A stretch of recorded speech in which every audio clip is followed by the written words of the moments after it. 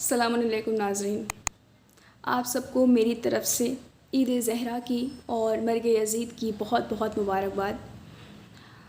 جیسا کہ ہم سب یہ جانتے ہیں کہ یہ جو ایام ہیں یہ ہمارے لیے بڑی خوشی کے ایام ہیں، اور ہم ان ایام کو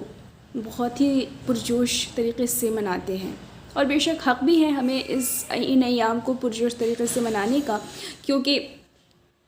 یہ جو خوشیاں ہیں یہ نصیب والوں کو نصیب ہوتی ہیں۔ تو ظاہر سی بات ہے اہل بیت علیہ السلام اگر خوش ہوں اور ہم خوش نہ ہوں ایسا تو ہو ہی نہیں سکتا، وہ غمگین ہوں اور ہمارے آنکھوں میں آنسو نہ آئیں ایسا تو ہو ہی نہیں سکتا۔ یہ بہت بڑی بات ہے، یہ بہت بڑی سعادت ہے، لیکن کہیں نہ کہیں ایسا بھی ہو جاتا ہے کبھی کبھی کہ ہم اپنی کچھ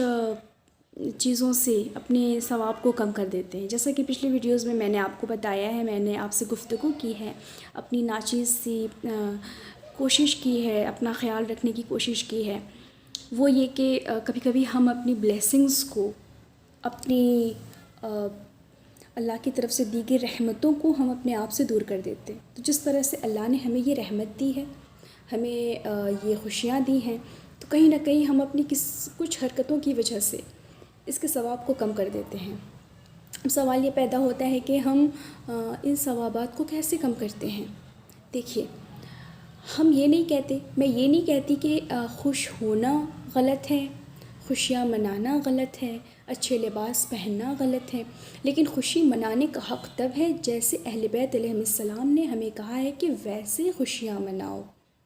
عبادت کرو، دوسروں کی مدد کرو۔ لیکن ہم نے خوشی منانے کو کہیں نہ کہیں ایسا کر دیا ہے گویا ہم اپنے مذہب کو ہی بدنام کرنے لگے ہیں، ہم اہل بیت کو ہی بدنام کرنے لگے ہیں معاذ اللہ، کیونکہ کبھی کبھی ہم حد سے آگے بڑھ جا رہے ہیں۔ کبھی ایسا بھی ہوتا ہے کہ آپ نے دیکھا ہے، ہم سب دیکھتے ہیں کہ موسیقی کا ہمارے جشن میں آ جانا، معاذ اللہ رقص کا، ڈانس کا ہمارے جشن میں آ جانا،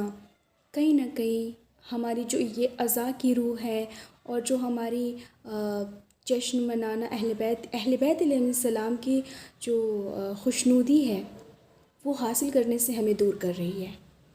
لہٰذا کوشش یہ کرنی چاہیے کہ جشن منانا صحیح ہے، خوشیاں منانا صحیح ہے،